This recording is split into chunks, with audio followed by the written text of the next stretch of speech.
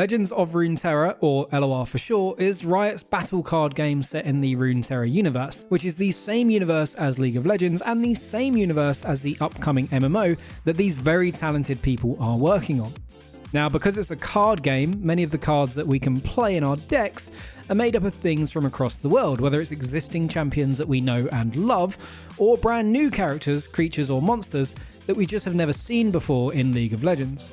Now, we know that the work that the LoR team is doing will contribute to what we see in the MMO, but by how much we can only guess. But it is fun to speculate, so I've spent hours on this collection page in the Legends of Runeterra client, scrolling down and looking at cards, looking at their artwork and reading their flavor text to try and understand what LoR could be contributing to the MMO. However, before I move on, I do need to talk about how trustworthy LoR is when it comes to story and canon, because in short, it's not that trustworthy. It used to be, but after we got these two cards, King Jarvan III and Cytherea, Lady of the Clouds, the timeline was completely broken, as Cytherea was in no way a soldier, let alone a war master when Jarvan III was alive. Now, this was pointed out on Twitter, and the narrative lead at the time said that this story, starring Cytherea and Jarvan, and many others in LoR, allow for a degree of what-if scenarios. And whilst this lets the team do some cool stuff, like give us a card for the Watcher in the Freljord, these sorts of things do completely break the law of the game, and in my opinion step more into alternate universe territory rather than a simple what if. As a result, I don't really trust any of the detailed story beats that we get from LoR, but what I do trust is what the game does for general world building and setup for future story threads that the MMO may want to pull on when the time is right. Now, with that in mind, let's look at some of the artwork. There are over 1,000 cards in LoR that you can add to your deck and play. That's a crazy amount of cards, and most of them come with a full piece of artwork behind them, which tells a bigger story, unless you're a champion card and then you have two pieces of art, one for the base card and one for when you level that card up. Most of the spell cards don't have a full piece of artwork, which means that right now, there's roughly 985 high quality pieces of art that we can take a look at in order to get a better idea of what the world feels like to be in. Most game studios spend thousands of man hours generating concept art to help them work out the theme and visual style of the characters and the places in their games. But Legends of Runeterra is already established and is pumping out amazing artwork every few months. In theory, this will save the MMO team a bunch of time in the early concept art stage and give them a really strong foundation to work with when it comes to designing their game environments, creatures, and characters. If we take a quick look at Soraka's card, for example, there's nothing really too special going on here, but if you take a look at the full artwork, then we get a herd of these spirit unicorn goat things that are called Stellarcorns. Now, by themselves, they're not really that important. They're cute, but they're not that important. But if we dig a little bit deeper and look at some of the other cards, then we find out that these Stellarcorns are baby Stellarcorns, and that the mature adult Stellarcorns aren't really that great at looking after their young. So instead of these baby Stellarcorns being looked after by their parents, they're instead cared for by a Vestayan named Grandfather Ramul, with the help of his Star Shepherd assistant Illy and their pet dog Osu. These baby Stellarcorn need to learn to fly at some point, and this can often lead to them falling down from the top of Mount Targon, appearing as shooting stars. Now, this doesn't really have any impact on the wider story of Runeterra, but it does help flesh the world out, and it tells us a little bit more about Mount Targon and the sorts of creatures that live there. From an MMO standpoint, the opportunities for storytelling here are pretty cool. Imagine a quest where you recover a fallen Stellarcorn from the base of Mount Targon and climb the mountain in order to return that Stellarcorn to Ramul. Perhaps by the time you get up the mountain, that baby Stellarcorn has grown fond of you and decides to stay with you, becoming a pretty glorious player mount in the process. Maybe you could even tie the Stellarcorn into the gameplay of Mount Targon, sort of like Guild Wars 2 with its Griffin mount, and maybe you glide across Mount Targon with the Stellarcorn. Who knows? Just an idea. But a lot of the artwork is like this. Elise lures men in and eats them. Malphite is disgustingly huge. Azir is rebuilding a broken sun disk, and Lulu seems to be wandering around turning humans into squirrels. Don't know why, that's just what she does. But it's not just the champion cards either. Each of the 735 follower cards and the 46 landmark cards have stories to tell in their artwork as well. And I actually think that those ones are a bit more interesting, as they typically introduce us to brand new characters and settings that we don't get to see in the base game of League of Legends. Take some of the artwork from these Bilgewater follower cards, for example. You can clearly see through the artwork alone that this isn't exactly a place of law and order. There's gambling, knives stuck in tables, weapons on display, bounty hunters, whatever those guys are up to. You've got swindlers doing dodgy deals, there's hired thugs defending them, you have shady merchants in these dangy backwater parts of Bilgewater, you've got sea creatures that seemingly destroy boats and hoard treasure, thieves that steal from the wealthy and incite violence, and a bunch more. There's loads of stuff going on in Bilgewater. It is very clearly a dangerous place full of dangerous people, and if you can't look after yourself, then you're going to be in trouble there. Contrast that with some of the artwork from Demacia, where many of their cards show soldiers or banner carriers, scouts working with their animal companions, or lords defending the weak from enemies. You've got crafters, persecutors, and prisons. It's almost the complete opposite of Bilgewater. There's a strong sense of militaristic order and a firm system of government. It feels far more organised and, as a result, far less dangerous, at least on the surface for those who don't use magic. Now, I studied, and I mean studied, a bunch of the character biographies for my LoR series, and whilst they do a good job of telling you about the world, they obviously don't show it to you in the same way that the artwork does, and it goes such a long way to see what Demacia and Bilgewater is like in the artwork alone. Download Legends of Runeterra to look at the artwork. I promise you, you won't be disappointed. And one of the reasons why is because within this artwork, there's often stories that spread across multiple pieces of artwork. So far in this video, we've only really looked at the art in a vacuum, but this isn't where the juiciest bits are to be found. A good and very recent example of world building across multiple pieces of art is with Evelyn, who was recently added to the game as a part of the Forces from Beyond expansion, alongside 48 other cards, by the way, with some of the more interesting cards being Vora, Soltor, Solitude, Domination, and Steam. Now, if we take a look at the full artwork that was used for each of these cards, you'll notice that they all include one or more other characters that they're interacting with in some way, whether it's Steam giving this guy a drink in Bilgewater, or Solitude being helped by some Piltovens.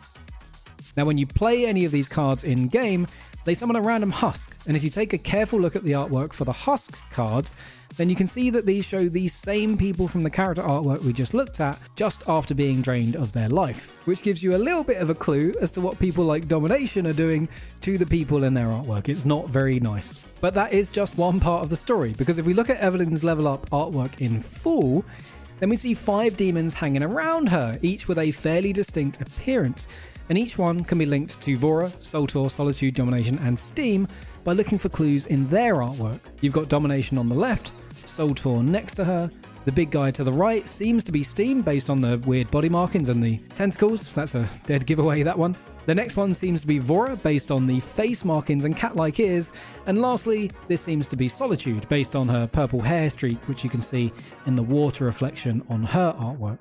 This does tell us that Evelyn isn't the solitary hunter that her biography shows her to be. She has a demon cult around her operating all over Runeterra, but to what end, we simply don't know at this stage. But that's the point. It tells us more about the world and its dangers, and the MMO can explore these characters should they choose to, and I really hope that they do.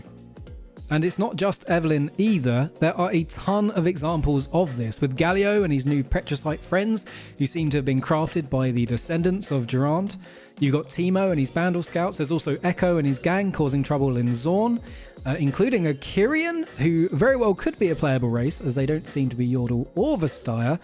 But more on that in another video. For now, let's move on to the flavor text that you can find on each and every card. Yeah, you heard that right. Each of the 985 pieces of art that we can look at all come with some flavor text, which gives us some extra information, which is really helpful because sometimes, as good as the artwork is, it's not super clear what's going on, and the flavor text helps to clear that up. Now, it is a bit boring if I just read a bunch of flavor text out to you, so I'm not going to do that, and instead I'll just give you a summary of some of the cards from the Freljord to give you an idea of what we've learned about the Divine Spirits from these cards, and more specifically from their flavor text. To start with, we have the Elk of Bones, who offers his followers the ability to see the future. There's the Fox Spirit, who grants vision, stealth, and agility. There's a Mammoth Spirit in the Freljord, who seems to offer protection from the elements. the wolf spirit, who seems to grant its followers magical claws and presumably some level of fighting ability. We do know that the spirits can give shape-shifting abilities, so this looks like a light form of shape-shifting. You've got the boar spirit, who seems to have been summoned into the physical world. We're not really sure why. And of course, there's the volibear, whose power can literally strip humans of their mortal flesh and turn them into mindless beasts. That one's pretty hardcore. Each card has flavor text like this that tells us more about the region and what's going on there. And if we glance over some of that flavor text on the Noxian cards real quickly, then we find out that they have been dabbling in necromancy, with someone called the Lady of Blood bringing their fallen back to life as revenants to fight the Demacians, which is pretty cool. This Lady of Blood appears to be working for Vladimir and keeps tabs on Scion for some reason. Maybe because Scion isn't a big fan of Vladimir himself, which is something we can easily tell from their voice line interactions, which is the next thing I want to talk about. Now, the voice lines in LoR are a bit weird. Most of the voice lines that exist do make sense, like the one between Scion and Vladimir that I just mentioned, which I'll play for you now. Hello, my darling. You did this to me! And that's because they're in line with the character's known personality and existing backstory. So when they say something new, it's a little bit more trustworthy than perhaps other characters. Now, we do have to be careful with the voice lines because some of these definitely fall into that what-if scenario that we spoke about earlier and are definitely not canon. That said, look at these two interactions between Darius and Swain. I have my orders. My favorite kind of soldier. I'll handle this myself. Do not disappoint. Now, technically, Darius is a member of the Triferix Council, which is a council of 3 that lead Noxus as equals, but it doesn't really feel that way in the way that they speak their lines. Instead, Darius feels more like a subordinate, with Swain ordering Darius to complete a task, and that this supposed equal partnership may just be a facade, creating possibilities for some interesting stories in the future, especially when we consider that the woman Darius loved was murdered by Noxus. If you couple that with some other voice lines where Darius clearly doesn't agree with some of the things that Noxus is doing, then there is a potential that maybe Darius doesn't really agree with Noxus that much, and that he could possibly revolt in the future. This is good world building, it's good story setup, and it's a thread that the MMO may want to pull on if they choose to. Now, stepping away from champions for just a moment, we get these guys from Zorn, and when they're played together, you get voice lines like these. I thought you were working the gold way. I thought you were it in Wilton. Won't someone help this poor soul? Everything hurts. Lem, what are you doing here? Just collecting stuff. Why? There you are. I've got to show you this. Lamb, I'm working. Good haul today, was it? I ain't complaining. You're clear. Enforcers just left. Perfect. Now, whilst these characters aren't particularly important to the overall story of Runeterra, it does give us good insight into what it's like for young people living in Zorn and how they have to cheat, scavenge and steal in order to survive. And that does a really good job of telling us what that world is like to live in. This is good world building. I like this. But then you get lines like this one. My heart and sword for Demacia. My blurg and blue for Bablafia. And whilst that probably is what Jinx would say, there's nothing in the story that would imply that Garen and Jinx have or would ever meet each other. And if they did, this voice line doesn't really add anything to Runeterra's world building or the story of the world as a whole, other than us knowing that Jinx is kind of goofy, which we already knew. There are other lines similar to this as well, like this interaction between Victor and Zoe. Victor? He's so boring. He doesn't even like cake or cake. You will have no cake. You are fat face. Again, it's highly unlikely that these two characters know each other and or would ever meet in the wider canon, and even if they did, I expect that Victor would not react in that way. It's very out of character, which is probably the point, as it's obviously intended to be a joke line rather than any clever insight into the world building of Zorn or the Celestials. But I think there are better ways to do joke lines whilst staying in character. This one, for example, between Teemo and Draven is particularly good. Reporting in. What the is that? And the reason why is because I can see Draven saying that. It's funny and it's in character, and these are the sorts of joke lines that I prefer rather than the weird out of character stuff we saw with Victor and Zoe. But these are all throwaway joke lines and shouldn't be taken too seriously. They are few and far between, and if we combine what we're seeing in the artwork and the flavor text and the lore appropriate voice lines, which is most of them, then LoR is creating a ton of story threads all over Runeterra that the MMO can pull on and explore. Should they choose to. I keep saying that, it's really important. They don't have to take any of this, but it is free real estate. It's all there for the MMO team to use if they want to. And I think I'll do some videos on the specifics of some of those when we know more about the base game of the MMO and where it's set, which I almost guarantee will be Valorant, with Demacia, Noxus, Piltover, and Zorn as the main cities. I think Ionia, Shreema, the Freljord, the Cursed Isles, Bilgewater, I think all of those will be expansion locations added to the game later down the line, but I'll do a MMO speculation video at some point in the future. I'm not going to do that today. All I can really say is that I think Legends of Runeterra has become the biggest contributor to my hype for the game. It was Arcane when I watched that back in November, and that's really what set me off on this journey. It's the reason why I made a YouTube video in the first place. But right now, I think the Legends of Runeterra is the thing that's hyping me up the most. At least until Project F comes out, which is that sort of top-down RPG game.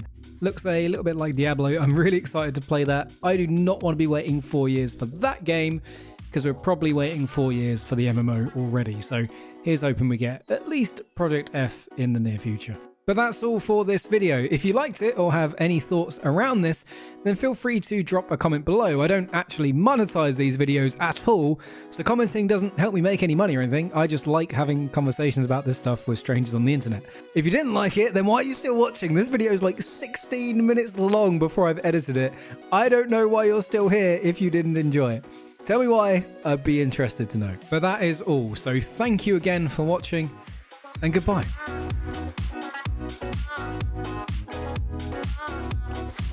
Oh,